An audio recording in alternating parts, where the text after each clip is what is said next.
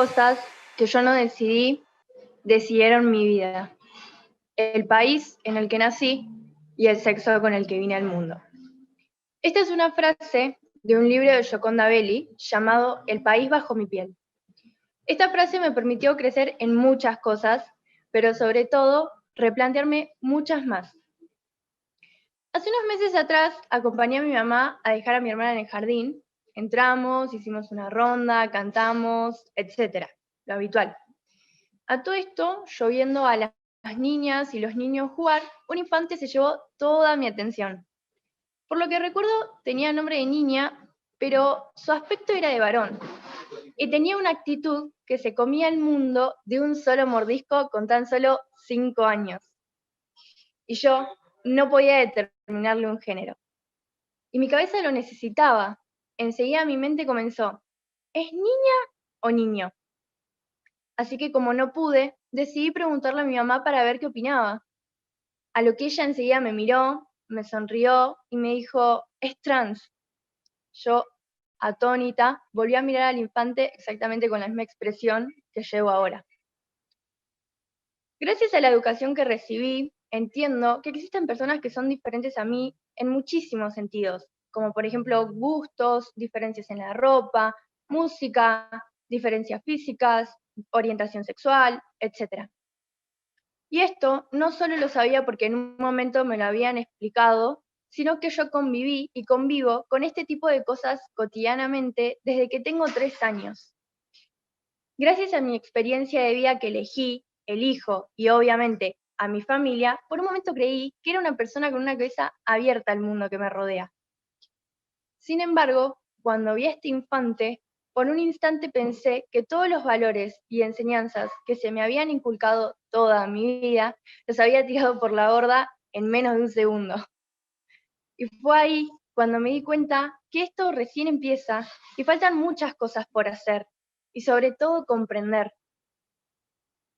Después de esto, empecé a cuestionarme por qué me había generado ese impacto. Si yo ya sabía que estaba viendo, yo estaba preparada, lo entendía. Entonces, ¿qué había pasado? Como ya sabemos, en todas y cualquier sociedad encontramos diferentes tipos de normas y en algún punto se debe reproducir algo del orden arbitrario. Con esto último, quiero decir que necesitamos de alguna forma ordenar y definir lo que creemos como normal culturalmente. Esto es necesario para convivir y tener cierta paz entre nosotros y nosotras. Ahora, ¿qué pasa cuando estas normas son demasiado arbitrarias?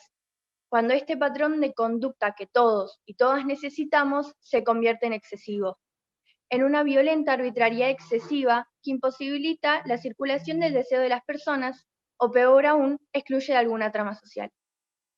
Entonces, es acá, en este punto, donde podemos ubicar los procesos de normalización de género en las sociedades, o también llamado violencia heteropatriarcal. ¿Qué quiero decir con esto?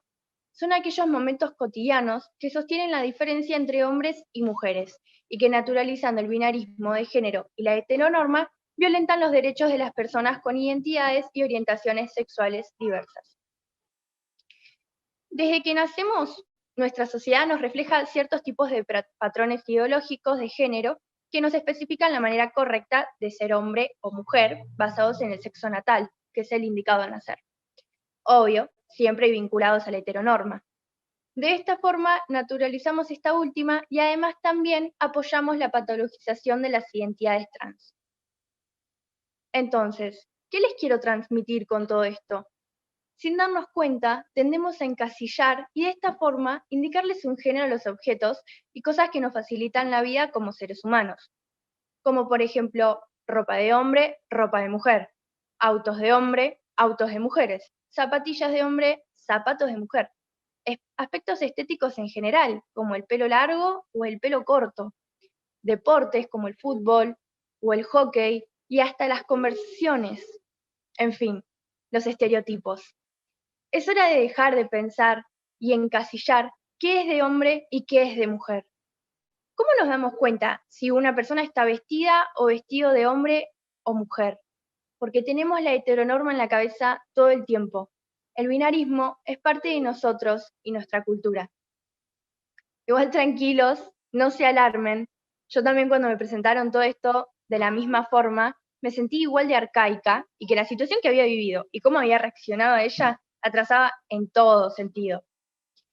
Pero no fue mi culpa, no es nuestra culpa, así es nuestra cultura. Arrastramos estas normas arbitrarias hace años y años. Hay que saber y entender que somos hacedores de cultura y que está en nuestras manos y manitos ir deconstruyendo todo esto poco a poco. Pero ustedes se deben estar preguntando cómo. ¿Cómo hago para deconstruir un pensamiento o una forma de ser si formo parte de la cultura? Como principal solución, yo les recomiendo que dejen que los más chicos, los niños y niñas de nuestra sociedad, nos eduquen. Aunque no lo crean, mi hermana Jade, de 6 años, me transmite día a día mucho más de lo que yo le transmito a ella. Y una de las cosas que más claras me dejó fue esto que les estoy proponiendo hoy a ustedes.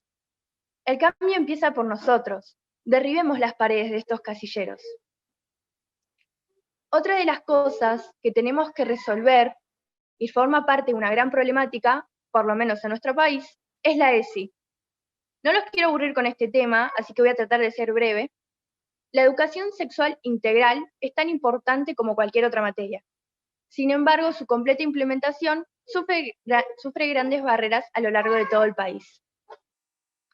El 4 de octubre de 2006 se sancionó la Ley 26.150, que en pocas palabras dice que todos los educandos tienen derecho a recibir educación sexual integral en los establecimientos públicos de gestión estatal y privada de las jurisdicciones nacionales, provinciales, etc.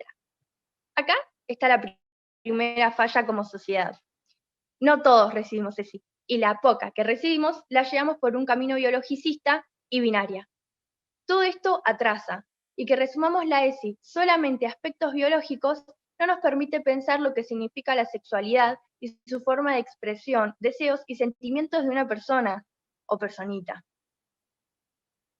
Las infancias trans son algo que a mí, en lo personal, me revolucionaron y me transformaron en todo sentido.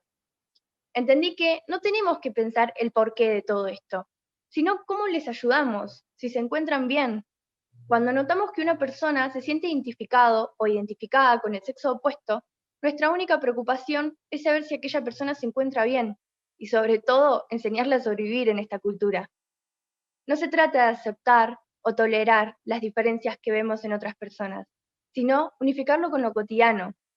Somos todos distintos y esto es una diferencia más. Por último, quería dedicar esta charla a ese infante que me transformó para hoy poder transformar. Muchas gracias.